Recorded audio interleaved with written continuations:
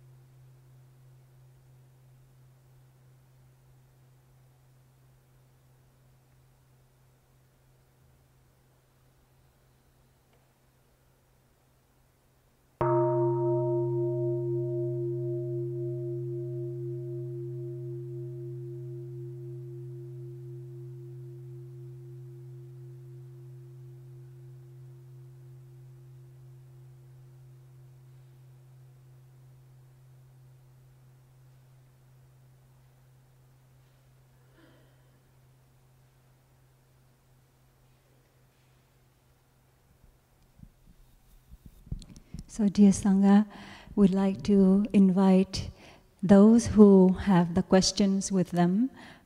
Please come up and sit on the first row, waiting. And we ask the first person to come up here. We have one chair on the right side and another chair on the left side. For the person to ask question directly. In this way, we, the panelists, as well as the audience, can have a direct contact with the question. And also for the question to penetrate deeply into our consciousness so that we could provide a answer as best we can. And if you are shy, you don't want to be filmed, please, you could write your question on a sheet of paper and pass on here so that from time to time we can also read a written question. I have one with me here. And so we receive one question at a time. Before the person asks their question, we will all listen to one sound of the bell.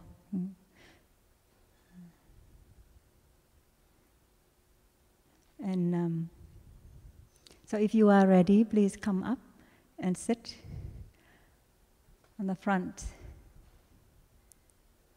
And meanwhile, I'd like to invite each one of us here to introduce briefly about themselves and also share with the Sangha about one fun fact about themselves. Something that if they didn't share out, people wouldn't know. So, who'd like to start? Okay, Ra Bhakting will start. So dear friends, please don't hesitate to come up here and then sit, waiting for your question to ask.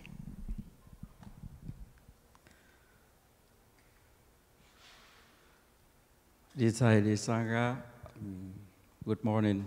I'm Brother Dharma Choice. I have been here almost 2 years. And I'm really happy here. I'm beautiful here. And this is a wonderful retreat. I have been really enjoying. My last month we had wake up retreat. I was sick and really sick.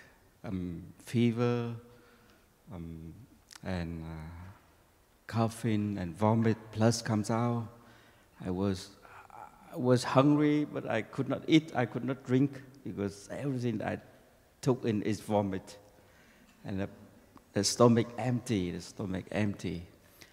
And I went to emergency room, and I said to myself, I'm dying rather than I'm stay alive like this, so suffering. And every 3 hours, the nurse come take my blood away. I feel so weak. I convinced the nurse, say, oh, don't take my blood. I'm a vegan. I'm a vegetarian. I don't eat meat. I don't have much blood. Please don't take my blood.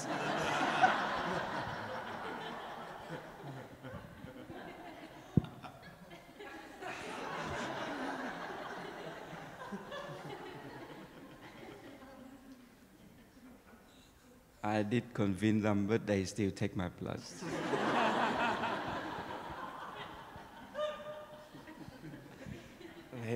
They said, this is my job, I don't know, I just come to take your blood. I want your blood, because you are special, you are a monk. I just want your blood. They make me laugh. Thank you.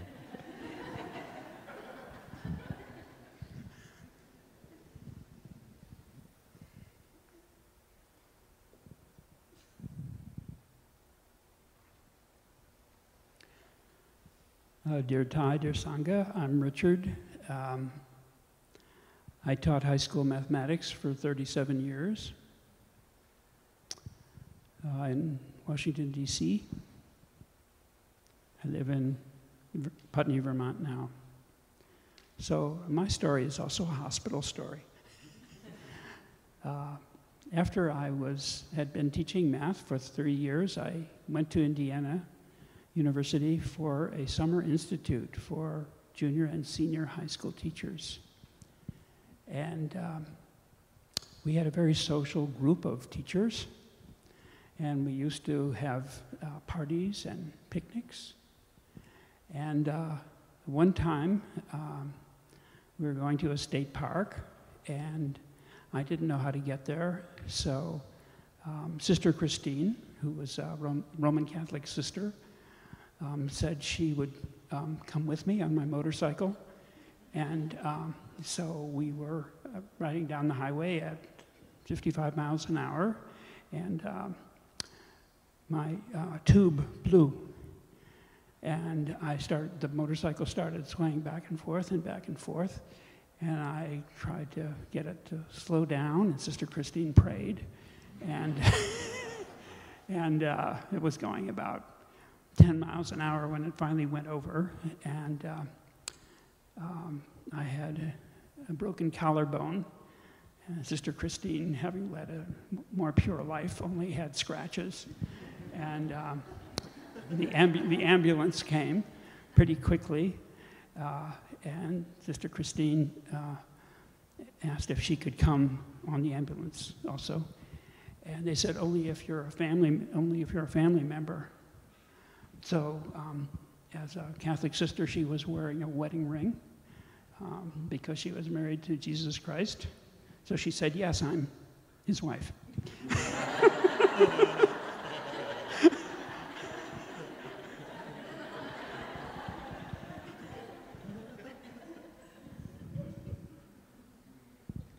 Dear Tide, your community. Oh, I heard fun fact, not funny fact. And I'm like, oh, I should change to something funny. So I've shared a little bit about myself. I'm here from Toronto, where I'm at the University of Toronto as both an instructor and PhD student. I also have the joy of being a facilitator at Wake Up Toronto, which is the young adult Sangha there. I was so joyful at this past Wake Up retreat. We had 23 people carpool down from Toronto to be on retreat together.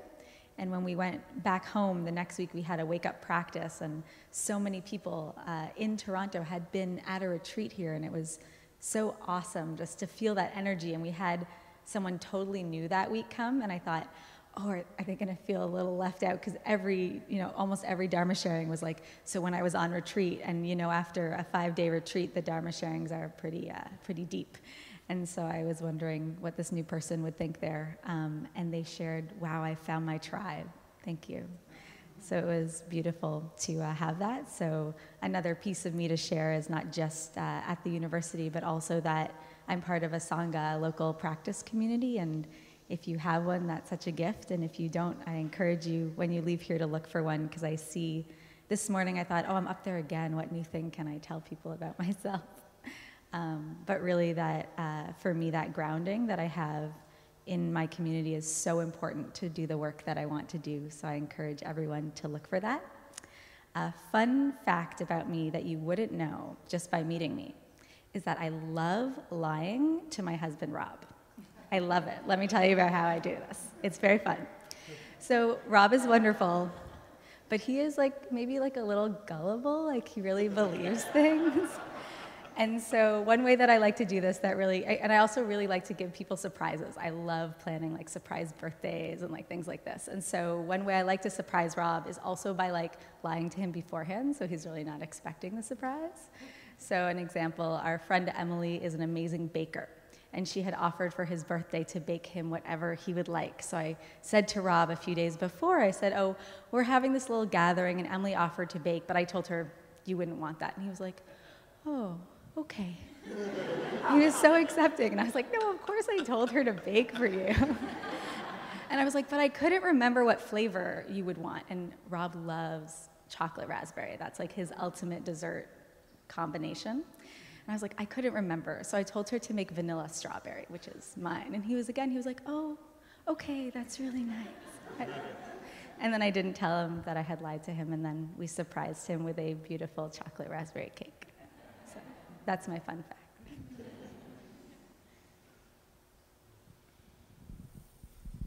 Dear Sangha, my name is Sister Than Ngim. You can call me Sister True Spirit. I'm part of the Sangha here.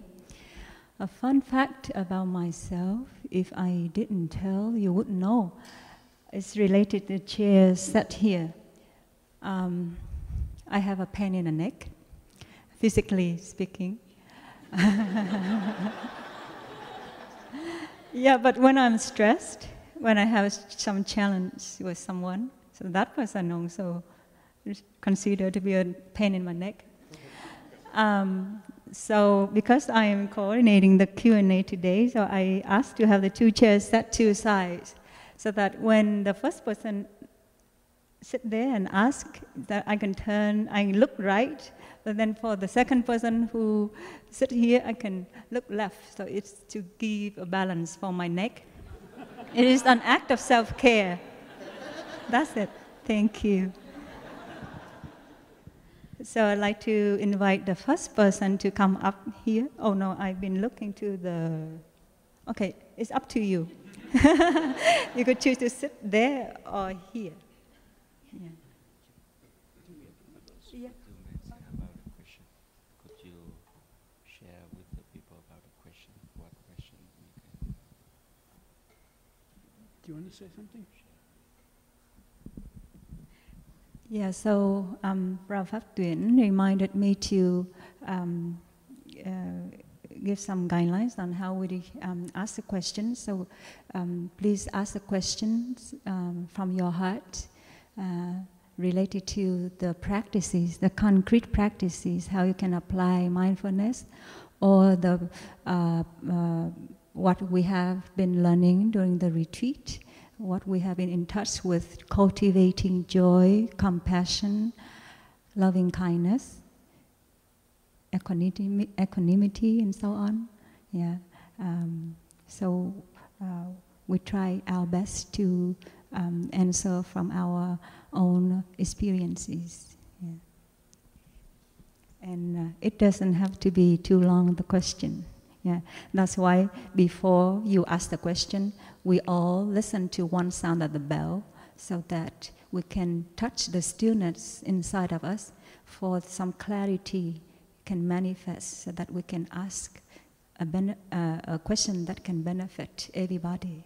Thank you. So are you ready? Please come up here and ask your question.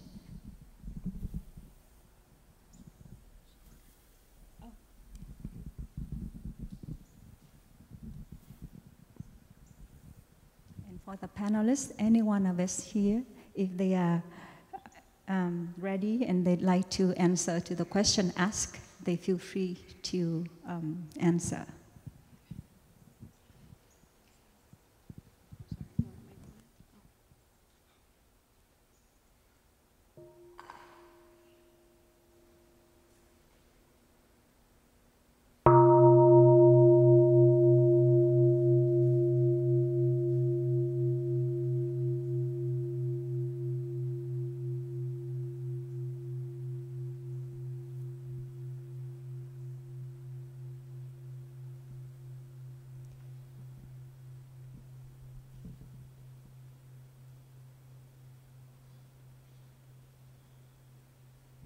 Thank you. Good morning, all. My name is Carolina. I am an educator for 14 years in New York City. And my question revolves around how to embrace or accept the addiction that a lot of our students are exposed to, or just in general society. How to live around the addiction that some of our students are victims of, or people in our families, whatever, just people that surrounds us. And this has to do with one of the 5 mindful trainings that I learned about yesterday, which is living a toxic-free life, and if you're leading a clean life, how to be around people who are not.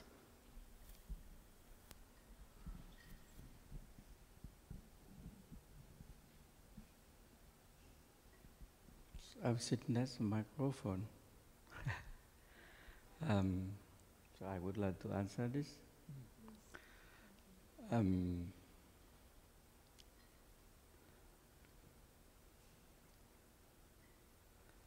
Lucky that I'm living in the monastery. I don't have to deal with addiction and busy society and a lot of advertisements.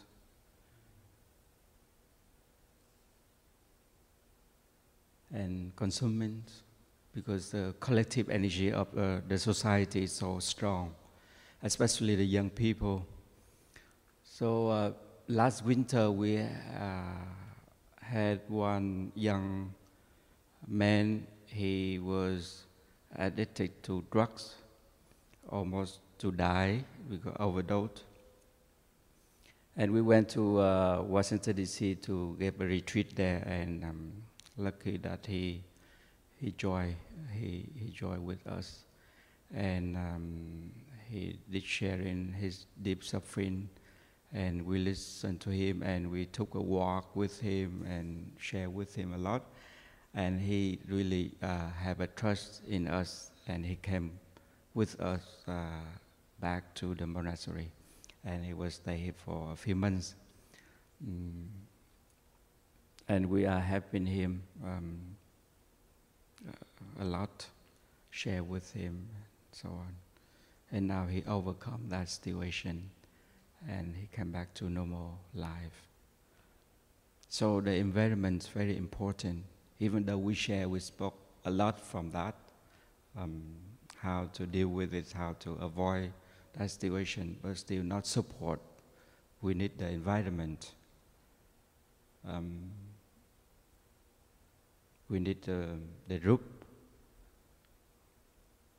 of practice with the positive energy, positive things to do. So they have time to invest their energy in a good thing to do, so they don't, in their young age, they don't really drag into the negative things to do with the people, young people. So in New York, we have a Wake Up Sangha, or we have many Sanghas in New York. So possible we can share with them, can come to there and meditate or sharing, because very good people, young people, but they know how to practice meditation, how to love themselves, because they don't have understanding how to love themselves. So that's why they take in some toxin into their body. But when we share with them that this body is not only belong to you, but belong to your parents, belong to your ancestors, right? This body, its cells, blood, bones, is from our ancestor, from many generations. So when we understand that this body not only belong to ourselves, but belong to our ancestor, we understand like that, we more love ourselves. And we want more take care of ourselves. Because we take care of ourselves, is we also take care our parents and our ancestors, and some people we love. So we share that with the young people and encourage them to come to the good environment. For example, a wake-up Sangha, or the Sangha that they come together, they practice mindfulness or meditation, so they can understand themselves better, and they find a way how to make it balance between study and work and play and practice. So when we have balance in our life, we don't really drag by not good friends.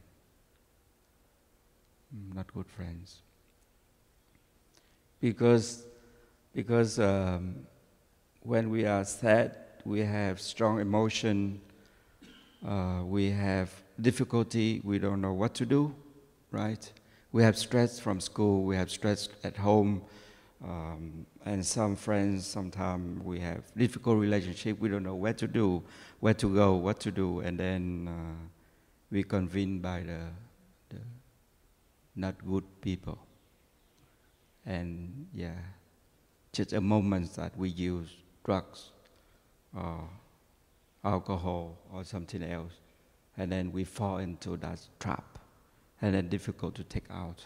We lose ourselves.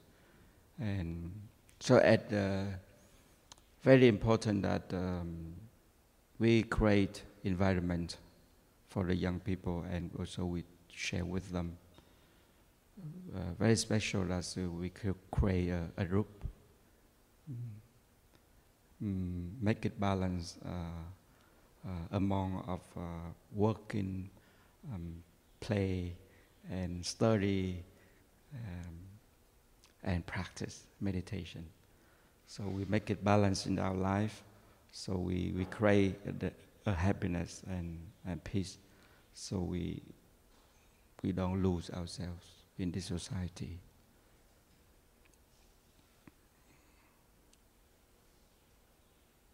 I know that I don't know in the New York do we have or not, but in California and San Diego, young people they come together and they rent a house. They call a wake-up house. So the young people can live in there. Some people go to study, some people go to work, some people do a lot of different things. but they still live together. You know, they support each other in the practice, and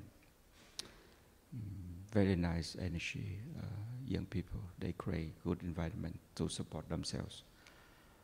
If we love, we are as a teachers, as a parents, we love our children, our students, but we don't create a good environment for them. Even though we speak very good things, we do a lot of, you know, want them be happy students and children, but we don't create a good environment for them. It's still, you know, difficult in this society. Thank you for your question.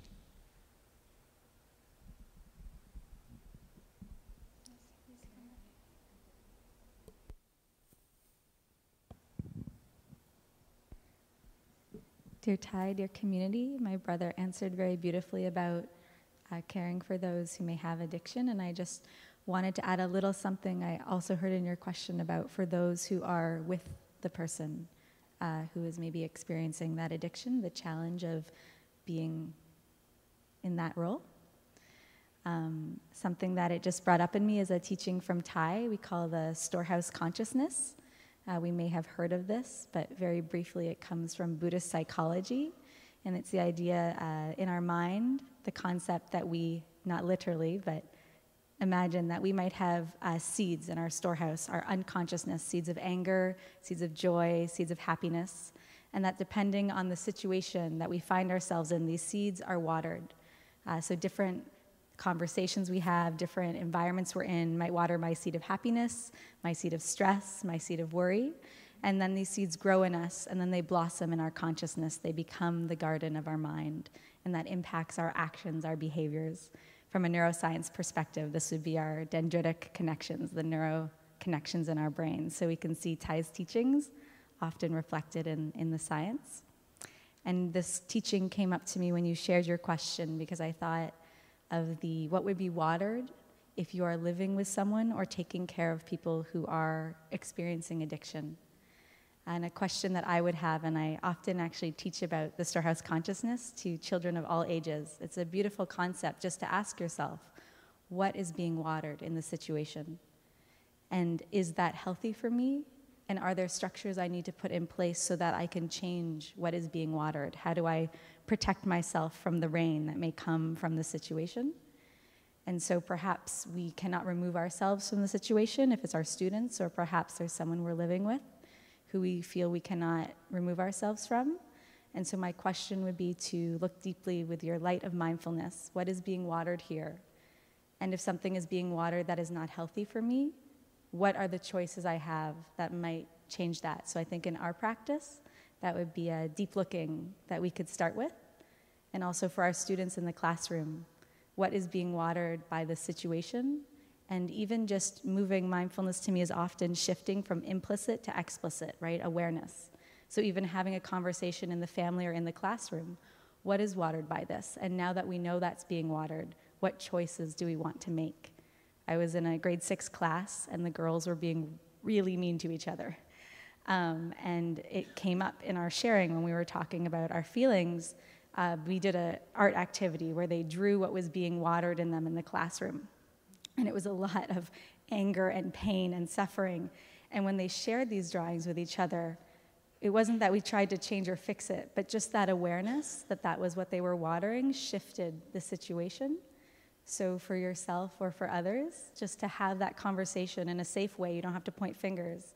But what am I watering in my interactions can be a practice to help us maybe see where we need structure and protection, and also to communicate with another person. When you do this, this is what's watered. My dear, could you help me in watering that a little less? So.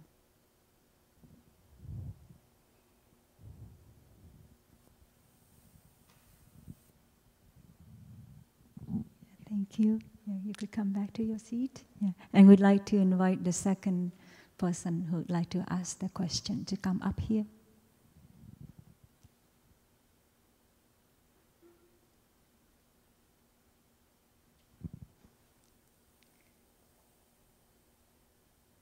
While waiting for you to come, I'd like to read one written question. How can I take this practice back with me?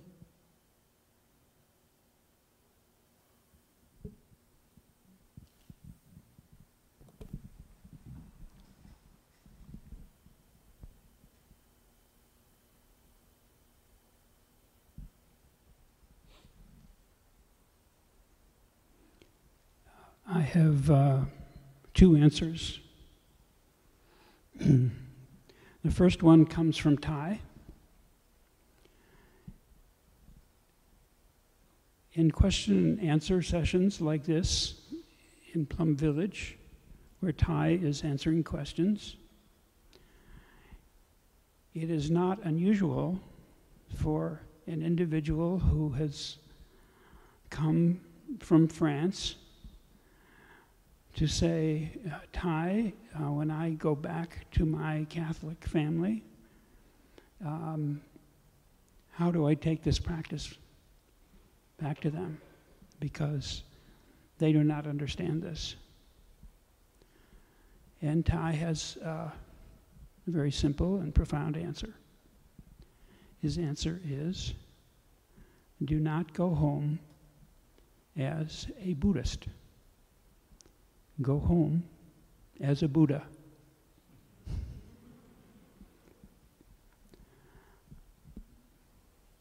Now the easier answer. Maybe. And this was an answer that I received because some years ago, this monastery used to be in Vermont. And it was winter time, and the monastery had just opened that year, Green Mountain Monastery. And I'd been having a very difficult year, both in school and at home. And I needed to find peace. And after Christmas, I came up to Vermont for 5 or 6 days. And the monastery was in the hills, and it was surrounded by, it was in a forest, and there was deep snow everywhere, and it was so quiet and peaceful. But I was not, and it took me several days before I settled and found that I could touch the peace that was starting to come into me. And then for several days I felt wonderful. And I became filled with this peace. But then the time was coming when I would be going back to Maryland. And I started to worry. And I decided that I would ask for a consultation with the abbess, Sister Annabelle. Sister Annabelle is an English sister. She is one of the senior sisters. She's a scholar and a translator and a very dignified and respected sister. And very serious also, I think. Anyway. So Sister Annabelle was very gracious and said, yes, I have some time. I'd be happy to listen to what your problem is. So I said, Sister Annabelle, I am so grateful for this time here, and I really found, through this practice here, I found this peace, but I'm worried about going home and how I can bring this practice home with me.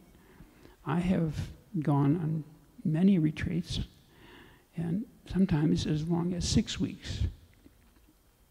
And when I get home, I'm floating an inch or two above the ground for a while. But I'm kind of like a tire with a slow leak. And if one of my friends met me a couple of weeks after I got home, they wouldn't know I'd been anywhere special. So what do I do to bring this practice home with me? And Sister Annabelle looked at me and she laughed. She said, Richard, you know that this practice is the practice of being in the present moment. Yes, you are here in Vermont, and you will be in Maryland, but all of the other causes and conditions in these two places are different. How can you expect to do Vermont practice in Maryland?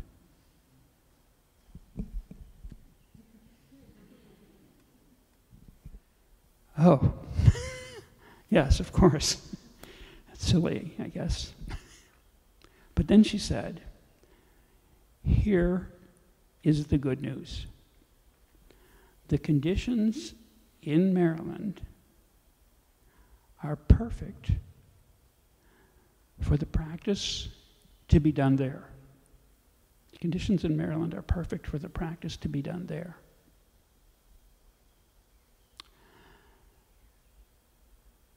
I forgot to ask her what that practice was.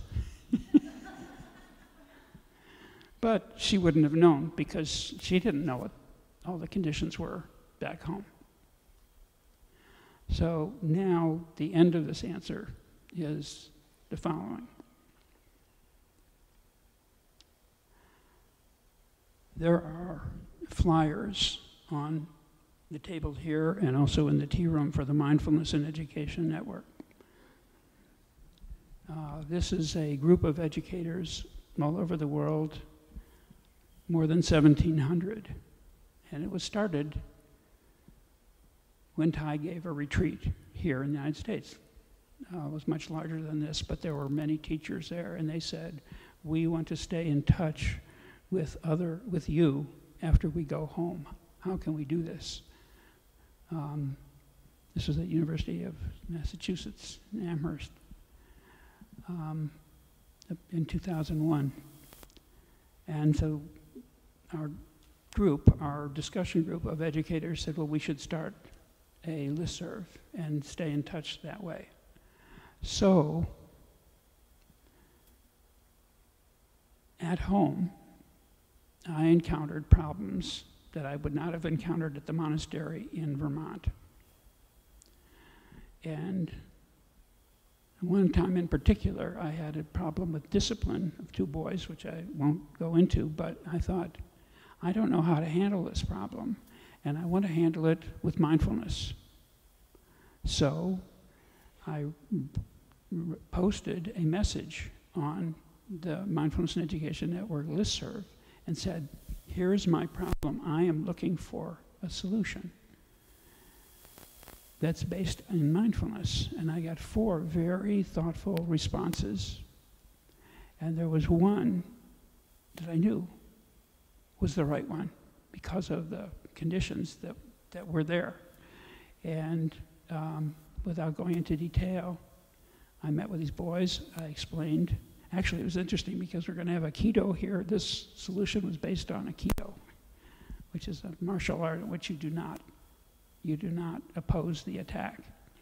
And that was just what they needed to hear because they were giving away their power when they responded to the other one's attack. And so they both agreed that they would not respond if the other person tried to provoke them.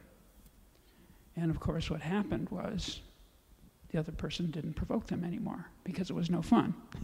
So it solved the problem, but I never would have thought about that. And I needed to hear from a teacher who dealt with a situation like mine and who had an experience that he or she could share with me. So there are people on this listserv who have much more similar experiences to you, the kind of school you teach in, the age you teach, the kind of drug problems, whatever. There are people on this listserv who have dealt with that and have used mindfulness. So we are 4 people, and probably our experiences are quite different from yours. So I really want to encourage all of you to take a flyer when you leave and join the listserv and hear from people who understand what practice would be appropriate for your situation. Your family situation, I would take that to your Sangha. Thank you.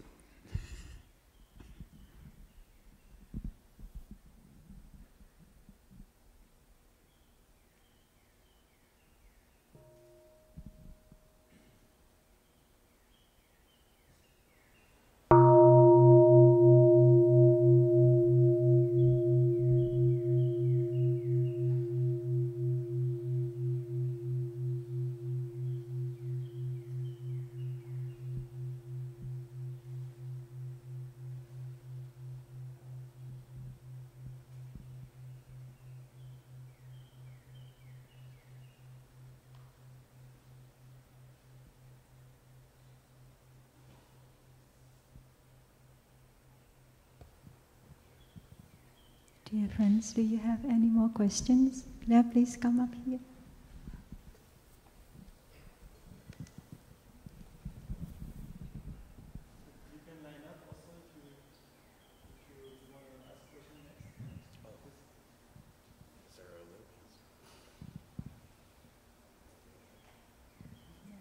So we wait for one sound of the bell before you can ask your question. Please sit there and wait.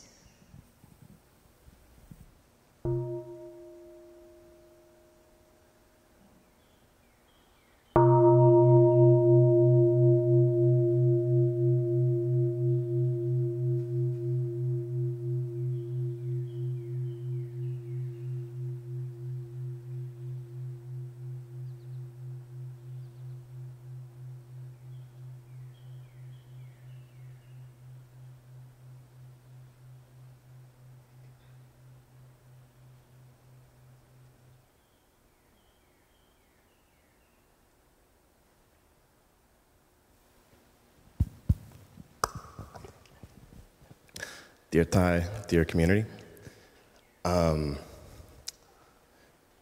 noticed working with younger people that, as both a psychotherapist and an instructor, that at times it's kind of cool to be contrarian. If I say it's black, they say it's white.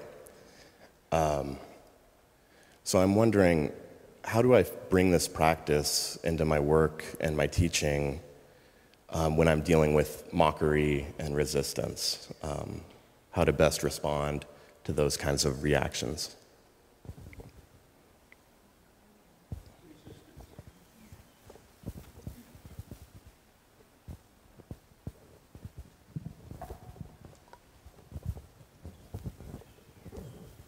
Dear Thai, dear community, I can maybe share a little from my own experience of going into classrooms with young people.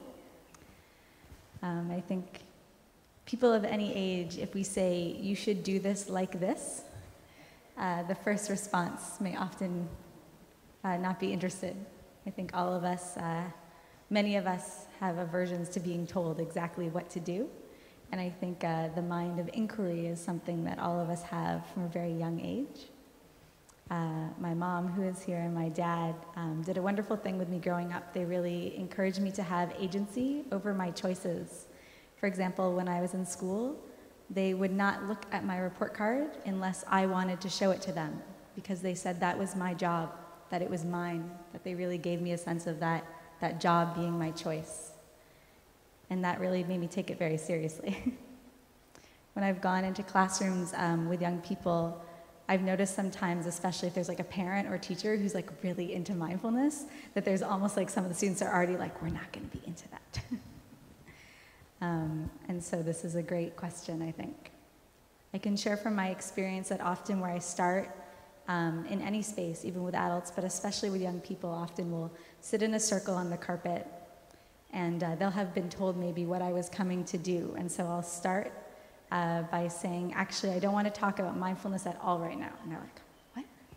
I'm like, I actually want to learn all about you.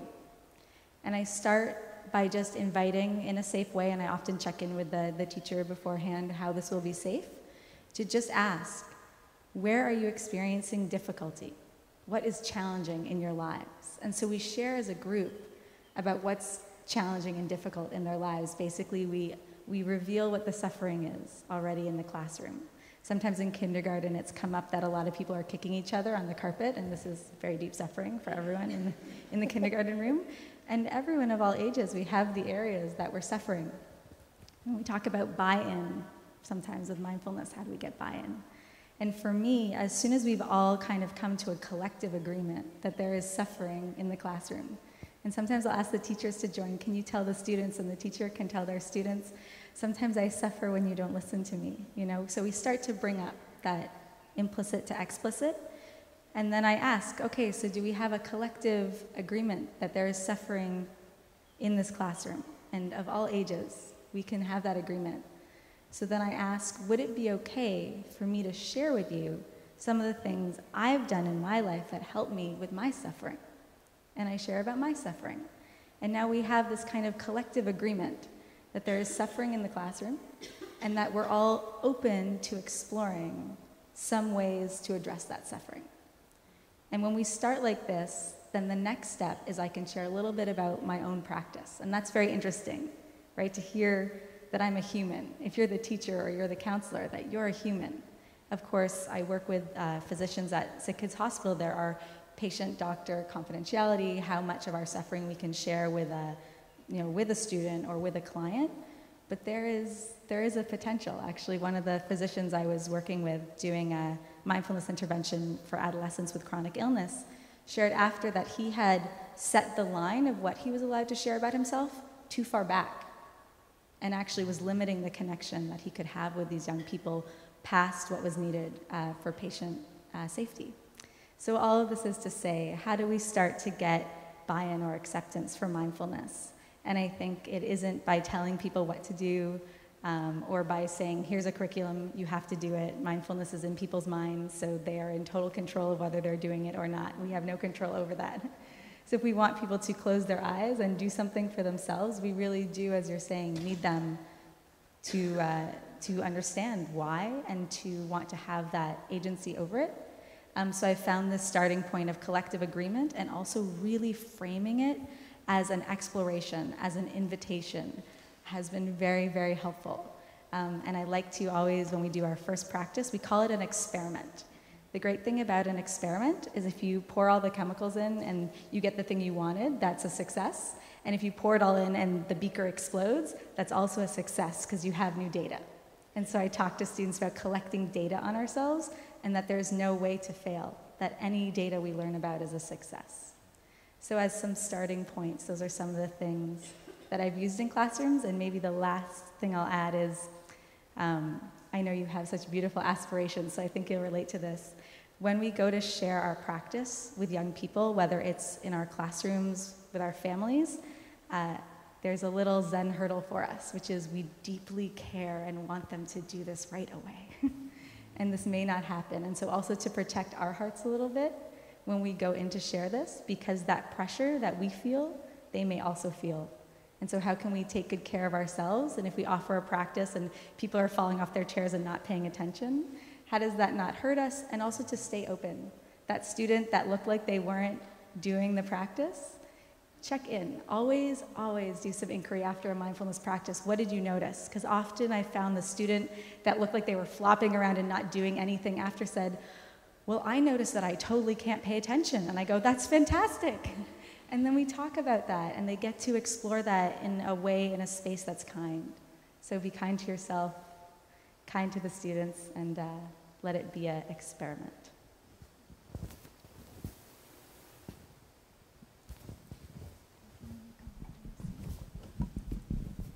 Could I ask you to stay here for just a little bit longer? I had a class that maybe could be described as the class from hell. It was a group of 9th graders studying algebra, and I was not used to dealing with classes like this, and I didn't know what to do about this class. And fortunately, a school consultant happened to be visiting, who was a friend of the head of my school, and she had some time available. So I told her about this class. She said, what do you think the problem is? I said, I think there's a group of immature boys that are at the center of this. And then she asked me something that is one of the most important little mindfulness verses that Ty has given us, and that is, are you sure? I said, no, actually, I don't really know why this class is behaving this way. She said, why don't you ask them? So the next day, I gave everybody a 3x5 card, and I said, I think we all know that this class is having problems. We're not covering the amount of material that we need to cover. The other classes are way ahead of us, and I don't know what the problem is. And I'm wondering if you can tell me. You don't need to sign your card, but if you have any ideas of what is contributing to this problem, please write them on the card. So I collected them, and there was one common theme. which came as a surprise to me.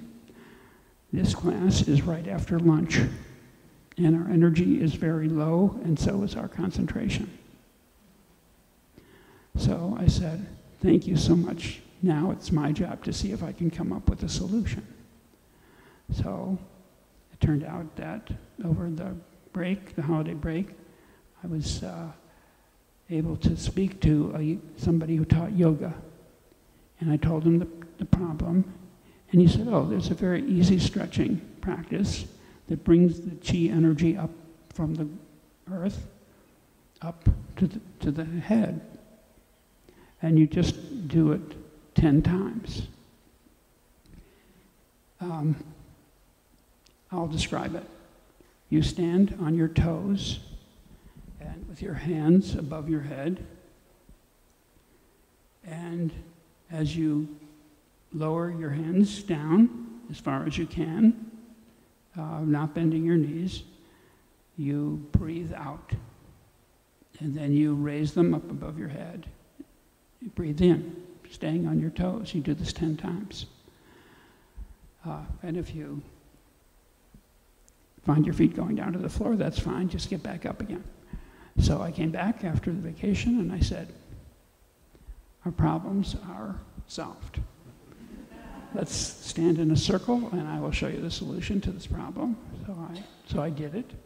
And I said, how do you feel? And they said, we feel different. We have energy. So I said, great.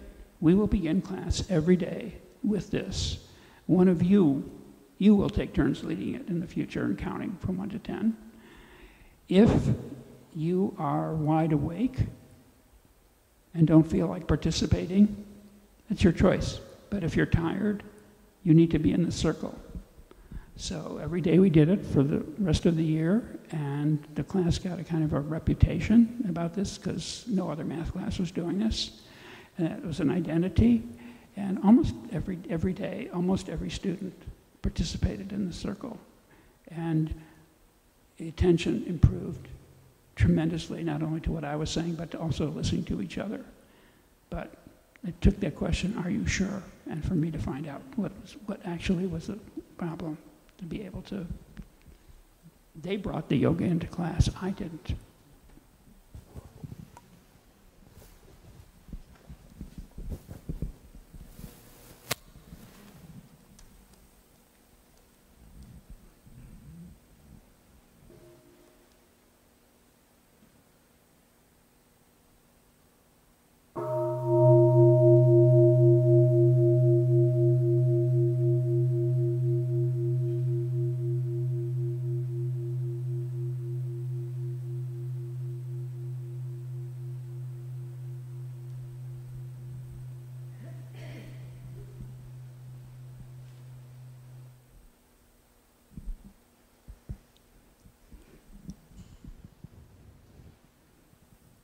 Dear Thai, dear Sangha, my name's Donna May, and I do peer support bereavement work in a group in my neighborhood.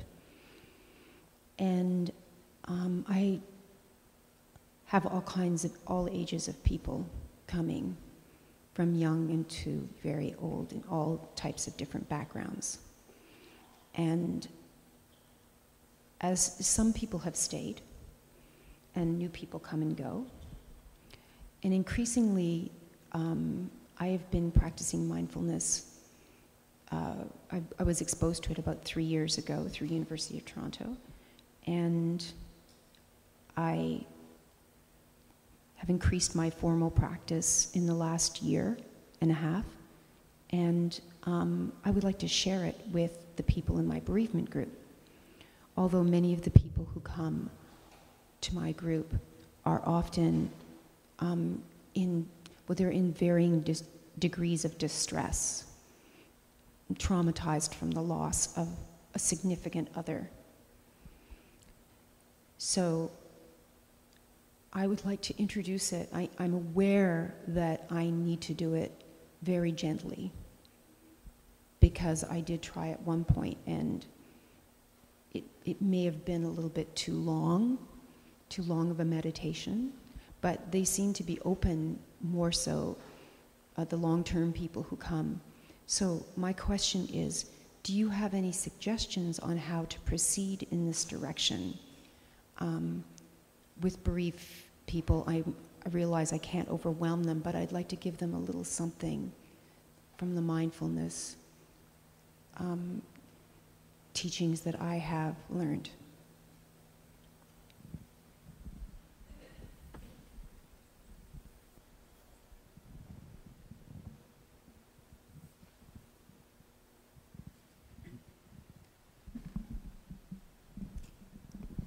So, dear Sangha, may I summarize your question? How can we practice to help those who have lost their loved ones or have some trauma?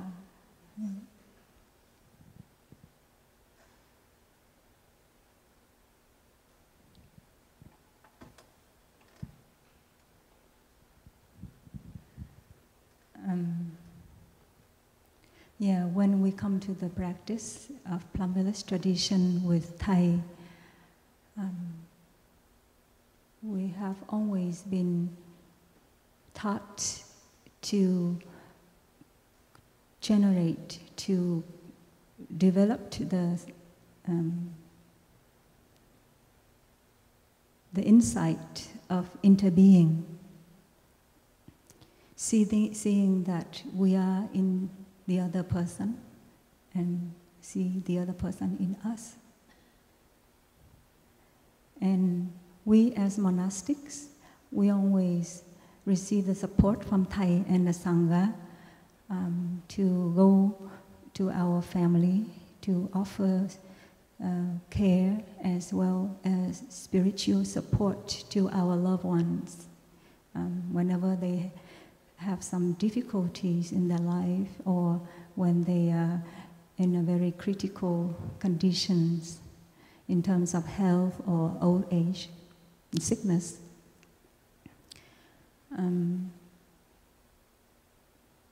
So recently, I received the news from my family in Vietnam that my mom was very sick, and she was in a very critical conditions. So that brought a lot of fear and sadness inside of me. And because of my situation, I cannot leave the US to go back to Vietnam to give timely care and support to my mom as well as to my brothers and sisters.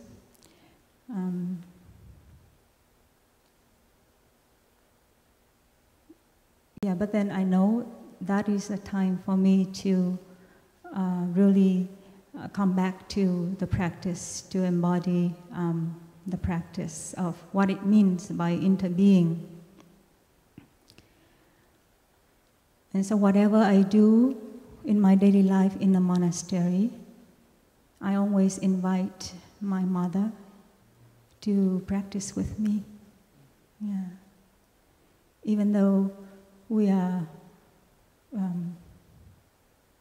physically, geographically apart, I also feel connected with my mother. And I spend a lot of my personal time for personal practice to recognize the good qualities that I have inherited from my mother, so that I can practice flower watering for my mother, and also to see those flowerness of her in me. And I also share this with my brothers and sisters in Vietnam to do it for me. Even though at that time she was in a coma, and I asked my brothers and sisters when they were by her sick bed, they always make use of the time giving her some massage and talk to her and tell her all the good memories of us as family members together, and also ask the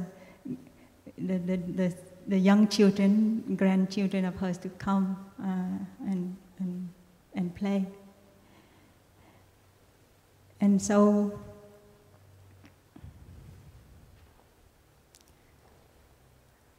yeah, I recognize in me there is a sorrow that my energy was low and I didn't want to do anything to some extent.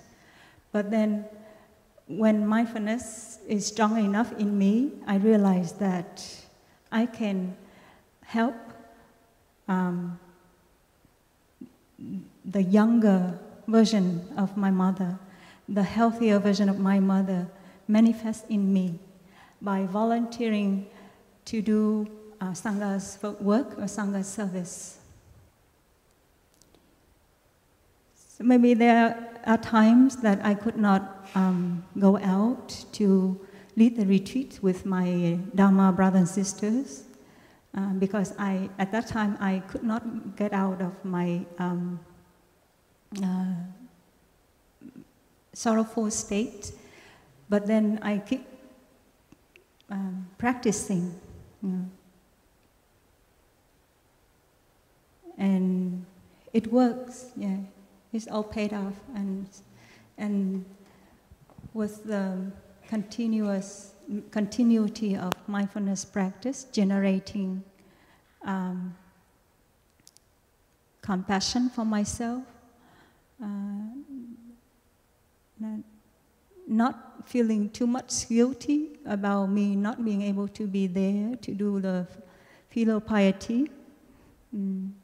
But then, I always invite my mom to be with me and do whatever things I'd like to do or to transform any unskillful habit in me that I recognize that, this is the trait I received from my parents, from my mom. And I want to live for her more healthily, more mindfully. Yeah. And later I received the good news that my mom were getting better. So I had a kind of relief, and I felt kind of proud of myself and happy for myself not to be too drowned into my suffering, but I could be able to do something positively for my mom. And for my father passed away almost 10 years now. In my practice, I also invite him to practice with me. If I see myself personally not strong enough, not compassionate enough, especially when I have to deal with some difficult situation, but I want to come back to the practice because it is so normal for us to be carried away by negativity. So let's say when we have a feeling of anger or resentment towards somebody, and then it's so normal for us to act habitually. For example, to say something to punish or to retaliate. It's very hard, even though we have learned so much. We have heard so often about generating loving kindness and compassion for the other person. But in fact, if the negative emotion is too strong, too overwhelming, it's hard to practice compassion and loving kindness. But then we find ourselves inclined to those habitual negative habits. So I know that I was not very great personally. So I invite my parents, my father, who passed away, to practice with me, because I contemplate on those who I love the most, who have a lot of influence, positive influence to my life, like Thai, like my father, my mother, and invite them to practice with me. Or I practice touching of the earth, so that I can connect myself with the quality of the earth, like embracing, endurance, accepting, such quality. And I also touch the good qualities in my father, who's very gentle and kind, so that they help me, to be strong, in order to practice. Thank you for your question. I'm wondering if any of the panelists here would like to add to the answer to this question. Thank you. Thank you.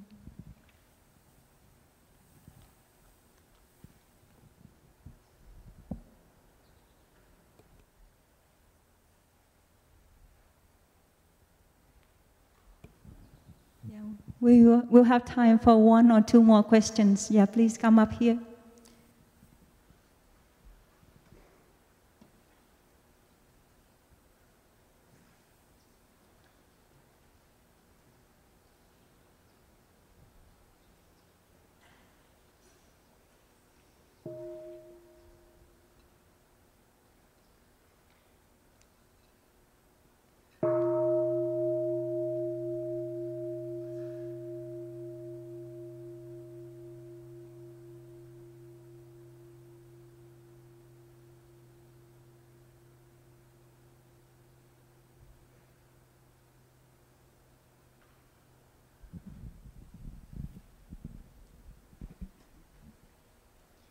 Thank you. Good morning. I have a question about suffering and loving kindness. I work with students at the university level who've experienced a pretty high level of crisis, suicide attempts, sexual assault, hospitalizations, loss of a family member. And my ability to be present with them and share their suffering has been invaluable to me. And I feel that I have a deep well for their suffering. But I have recently found out that this is not the perception of other people.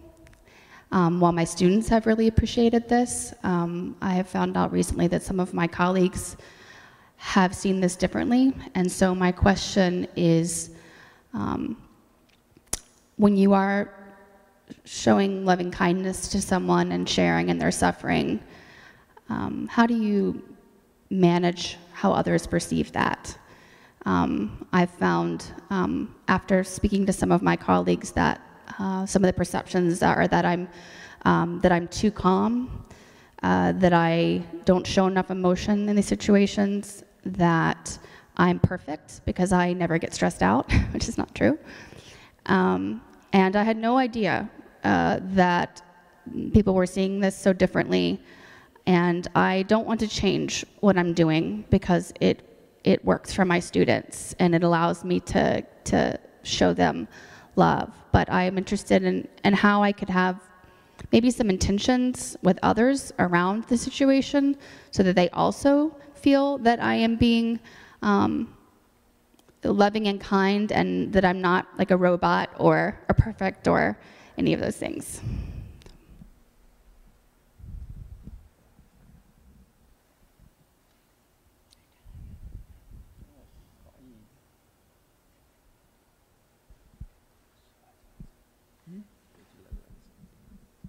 Not particularly. Maybe someone else would answer. I may have an answer.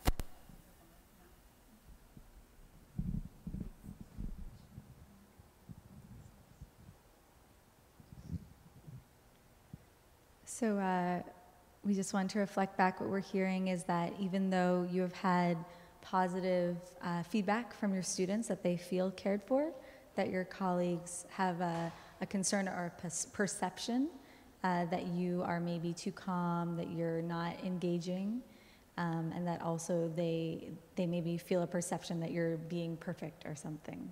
Yeah. Maybe I can start and then see. It's very interesting sometimes that we might cause suffering to others by their perceptions of us, and that can be cause a lot of suffering also in ourselves. I really appreciate in our practice this word perceptions that we use, and it connects to what Richard was sharing. Ty has this phrase, "Are you sure?" And he has a continuation to this phrase, "If you know you're sure, check again." And I've actually experienced a similar situation. I had someone approach me to do a beginning anew one time because they were deeply suffering over their perception of me, that they felt I was being perfect, or that there was judgment between how each of us were doing our different jobs. And I looked deeply at this because it made me really sad, because I really respected and loved this person, and I felt like I had caused suffering that was not an intention of mine. And I sat with this for a while, and I had many things come up. Didn't they notice this? Of course, I appreciate them for that. And I had a beginning anew with them. Some of us heard that presentation where we go through the steps of sharing appreciation with one another, taking responsibility, and also sharing places that we might want support. And so one thing for me in that process is step one of beginning anew is flower watering, to share what you appreciate in another person.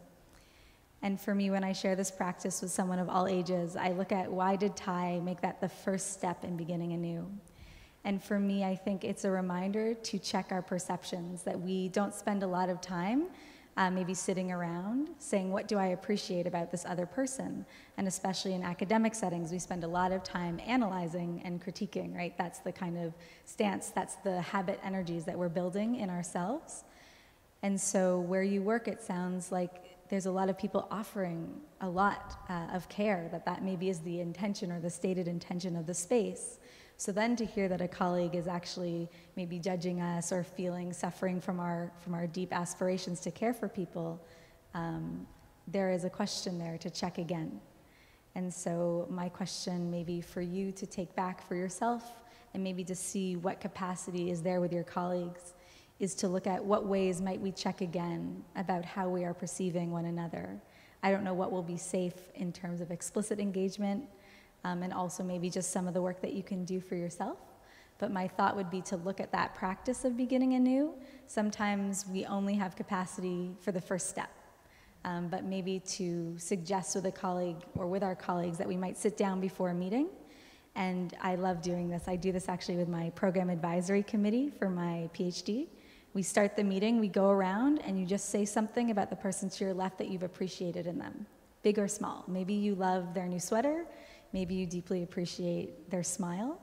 And just to start watering those seeds that there is a community, your colleagues are a community that maybe isn't getting nourished, because you're giving out to the students.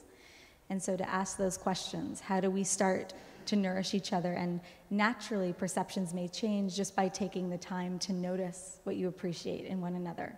That person who is suffering, it sounds like there's some comparing going on, that you're perfect, and so maybe they are having a suffering that you don't know about. And to hear from you what you appreciate about them could be that shift. And maybe after some time you can get to step two, which is for each person to take some responsibility for where they've been unskillful.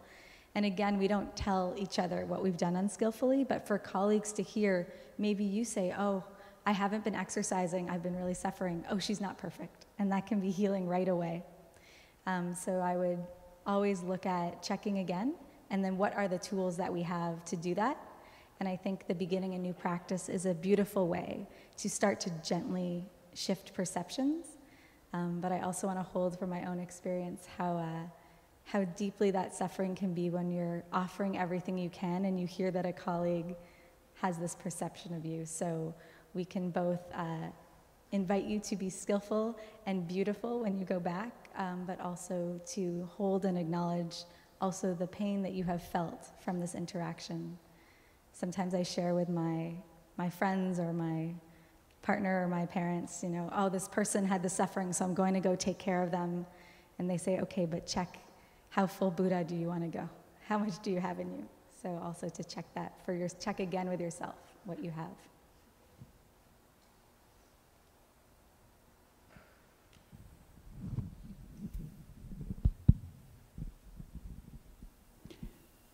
How many people here actually are perfect?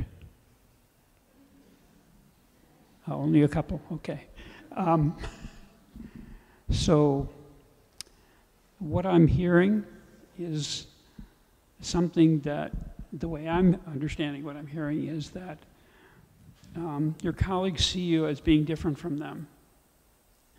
And in part, that may be because you're calm, but it also may be because of the way that you approach your students is coming from a different place.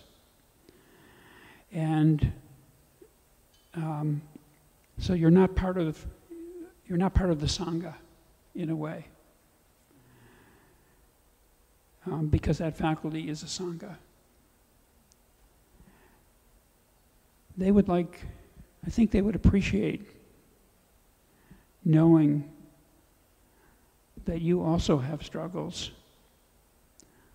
That you have, if you were to come to them with your own problems and ask them to help you, so they see that you're a human being, not an automaton, that you're actually like them. And developing a sense of, yes, I'm like you. I'm doing some, I have my own practices, but I'm still human, and I still have problems, and I would like your help. I don't have answers to everything. I think that could make a very big difference in terms of the way they relate to you.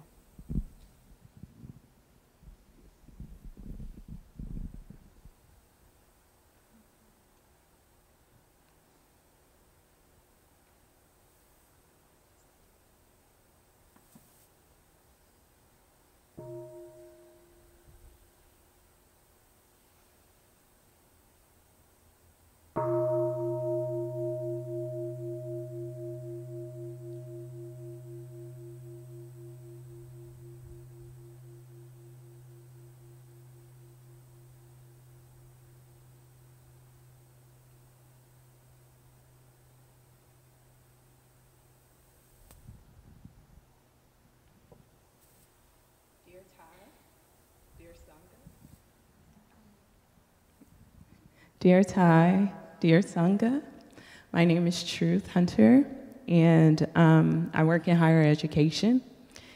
And the question that I have is around identity. And I know this issue isn't just reserved for students ages 18 through 24.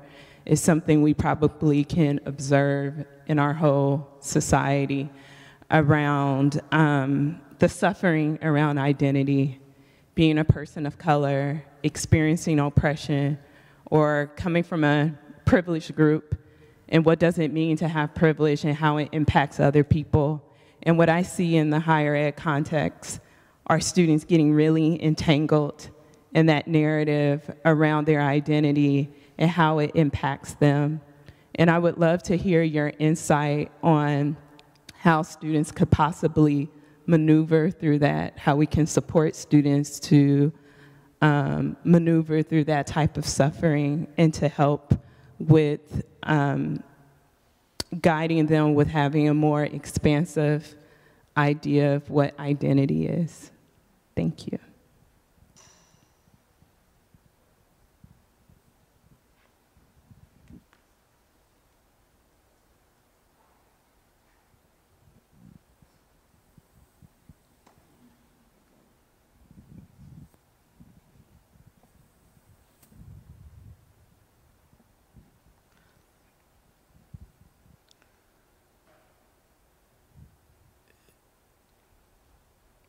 So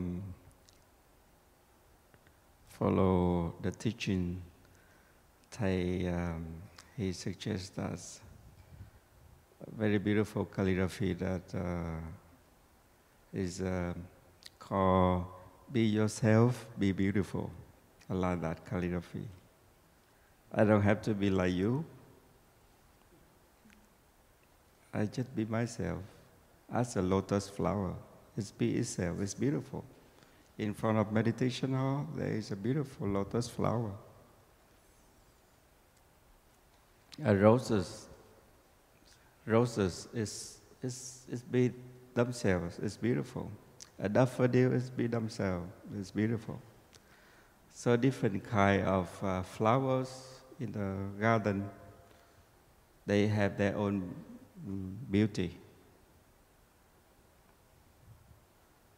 If we practice acceptance as we are, we're always happy. We come back to ourselves. We have our beautiful things. We brow up ourselves. That's the lotus is beautiful as they are.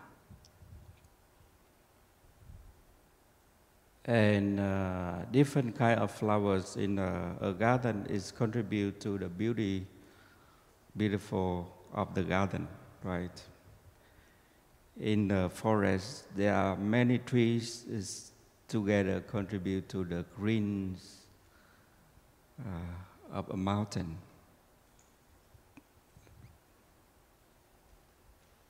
So the practice is we have a mindful breathing. We come back to ourselves whenever our ideas it comes up, of this or that, or computation, or judging, or jealous, or different things that comes up. We use mindful breathing to come back to ourselves. Breathing in, I know I am breathing in. Breathing out, I am a beautiful person. I am continue of my ancestors. I have a talent to do this or to do that. It's like this in a Blue Cliff monastery. We have brothers and sisters. We do different things. Each brothers and each sisters. We are not the same, but not is different, right? We have all brown, safe hair is the same. But inside of us, we content of our ancestors is different. We have different talents. Some of sisters very good about gardening. They grow a lot of lettuce. So we have been eating this retreat, that's from the garden, organic vegetable. So fresh. And so the taste very good from the garden. That's it from the sisters. They are good gardener. They are good gardener. Like me, I am not good gardener, but I try. I try to learn. Some of sisters, they are play music and their voice so beautiful. We hear them singing, we feel released, we feel at peace, right? But some voice is terrible. Like me. If they are singing, we have nightmare.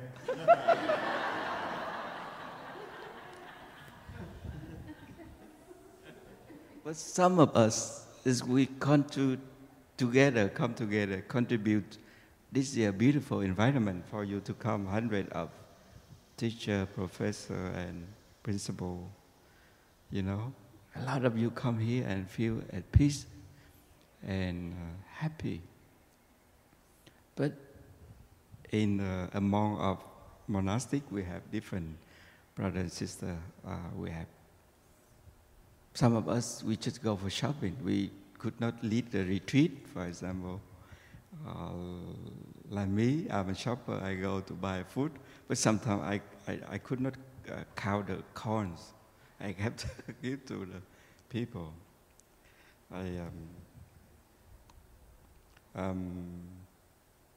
So we practice to accept ourselves as we are, so we truly happy. We were born in a very beautiful in the garden of humanity. Each of us contribute to this planet.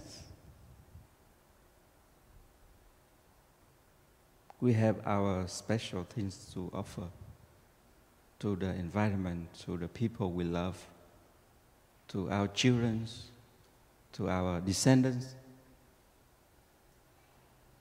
So that's we proud of ourselves and accept as we are. So we always happy in every moment. I accept myself as a monk. So somebody say to me, "Oh, you don't have hair." I don't suffer. I'm happy as I am.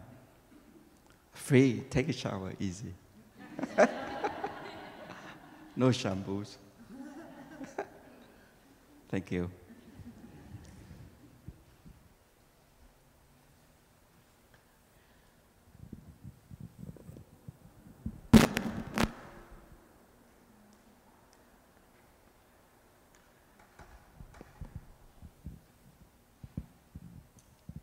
Dear Sangha,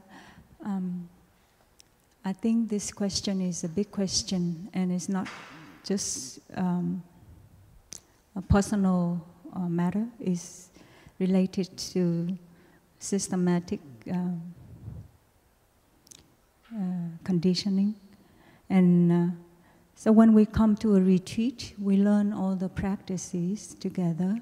We share the practice and we share our suffering, our pain, and also our insights, so that we can learn from one another, and together we build a collective awareness to help bring, to help build a more healthy, ethical society. And today is not the end of the retreat yet. We still have another day to go. And within the time frame of this morning session, we cannot cover all the questions asked. But I hope that when someone asks their own question, each one of us sitting here already have the answer to themselves. And what we have not yet covered, we hope that tomorrow the Dharma teachers will help cover in their Dharma talk tomorrow morning.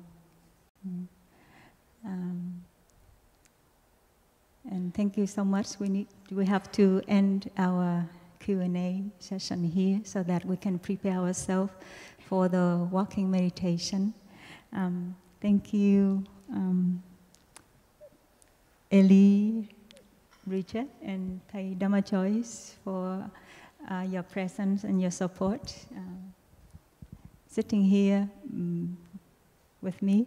And thank you so much for your questions, your deep listening, and your presence. Thank you.